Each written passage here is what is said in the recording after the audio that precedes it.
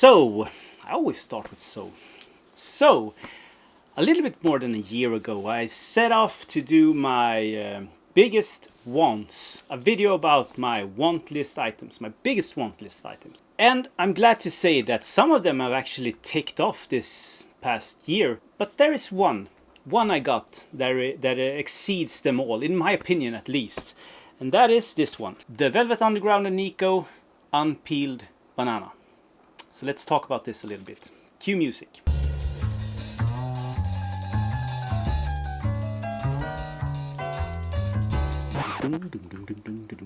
Let's just get one thing straight. I consider this much more than just a record. This is history, it's modern art, it's New York, it's the late 60s, the avant-garde sort of attitude. It's beautiful, it's in great condition, it's mine, and it's beyond the physical sort of format that we love, the vinyl record. And my mind hasn't changed a bit since 10 years ago when I really started to hunt for this record. Not only is it one of the best records ever recorded in the history of music, but this is a piece of art that deserves to be on the wall much more in a frame, much more than in a shelf, in my opinion. And I know that many of you have strong opinions about this record, and I would love to hear and see that in the comments. So let's see if we can get a discussion going. What do you think about this record and this pressing in particular with the Unpeeled or the peelable banana?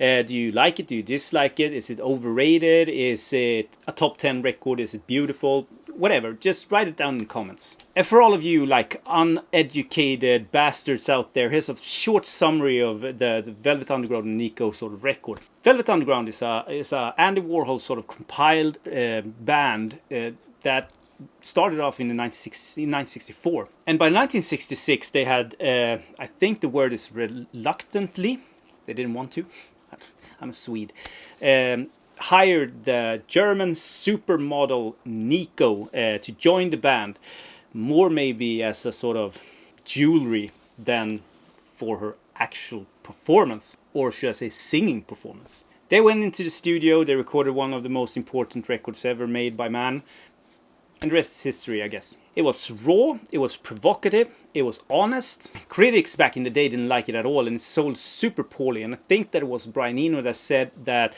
very few bought the record, but everyone who bought the record started a band. And that's a pretty nice sort of sum up of the record, I think. Hey, cut then. And I think in this, I have my cat here. And I think in this case, the banana is actually more known than the music on the record. I think that Verve, the record company, thought that if they put Andy Warhol on the sort of Andy Warhol's art on the cover, it would sell more. And they were so wrong. To begin with, so right when we take the sort of the part of the history going forward. The peelable banana demanded a machine to be sort of glued to the cover, a special made machine. So the entire record sort of release was delayed because they had problems with the machine and the sort of sticker not sticking to the record cover, and you know. And when it finally arrived, it sold poorly. And it's only the sort of the first issues that came out that has this sort of the peelable banana, because all reissues after that didn't have the machine or the sort of the tools to do the peelable banana. So it's just a picture. I think that in the 80s they did one sort of the original artwork peelable banana in Japan and in 2016 I think, or 17, something like that, they actually did in Europe and in the States did a nice sounding and also a peelable version of sort of the reissue. And needless to say, if you tell people to do something, they will do it. And this is sort of the case why it's so rare, because if you tell anyone to peel slowly and see, they will peel the banana. What they saw underneath is a pink peeled banana. But the worst thing was that it was hard to get back in its position, because if you peeled it, the sort of the sticking glue thingy was gone and you couldn't get it back. So that's why a lot of them, or most of them, are peeled. And if you find anyone that isn't peeled, there's only half the banana, a little tip of the banana, or the tip off. You know, because they started to peel when they saw what it was, they stopped and that part is gone. You know, so finding an unpeeled banana isn't the easiest thing to do here in the world. And let's just take a minute or two to talk about the backside, because the backside is maybe even more interesting than the front cover. And now I'm revealing clear as day that this is not a first press. This is actually a German sort of first press, but it was released in 1967, I think, not 66, or if it was 68 instead of 66, 67. Because what they did was they had the machine, so they had to ship the US cover to Germany, but press the record in Germany. But this is the second one, and why is that? Yeah, because when this was released, the picture on the backside, it had as you see here, this is a live picture from Velvet Underground when they were performing live, and the backdrop is a video playing.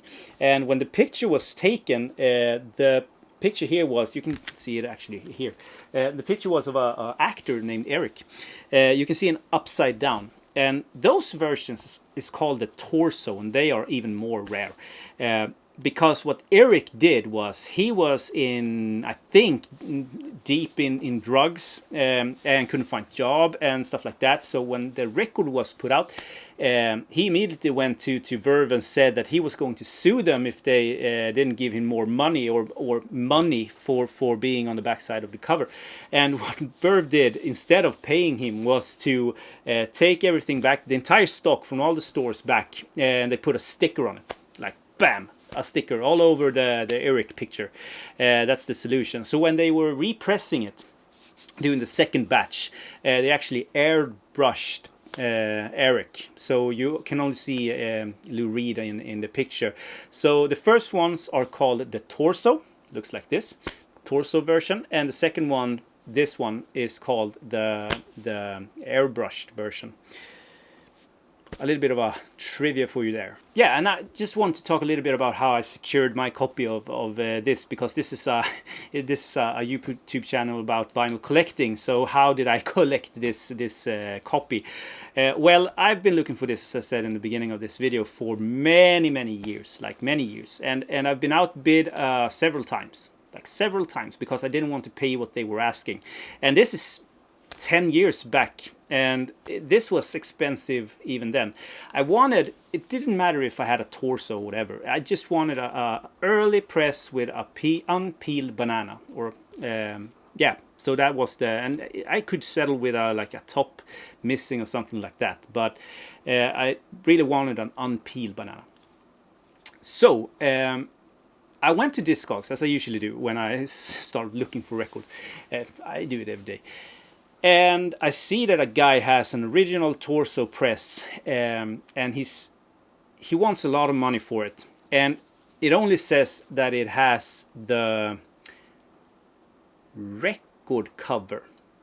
So it's only the record cover that is logged. So at first glance, it does seem to have the record, and he wants pretty much money for it, because he has obviously seen that it goes for much.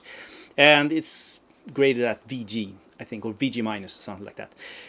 So I actually reached out to him and say that I'm interested, I'm willing to give him an offer, can he send pictures? And he sent pictures, and I see right away that this is an airbrushed version of it.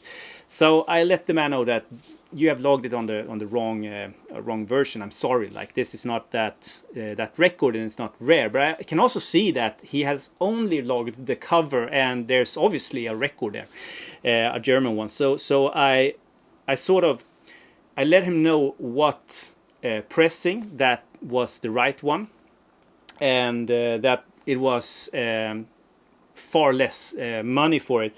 And I asked him if he is willing to take an offer, and I give him an offer, and he actually agrees. So to sum it up, it's not my top grail, but it was on my top list of grails, and I'm super glad that I found it in this condition for that price. It's an iconic record. It's one of the most, it's one of the best records in my opinion that ever recorded, and it's a piece of art that exceeds way beyond the physical format. So yeah. Please comment what you think, and if you haven't, please subscribe, and I'll talk to you in my next video. Have a great day, everyone. Bye.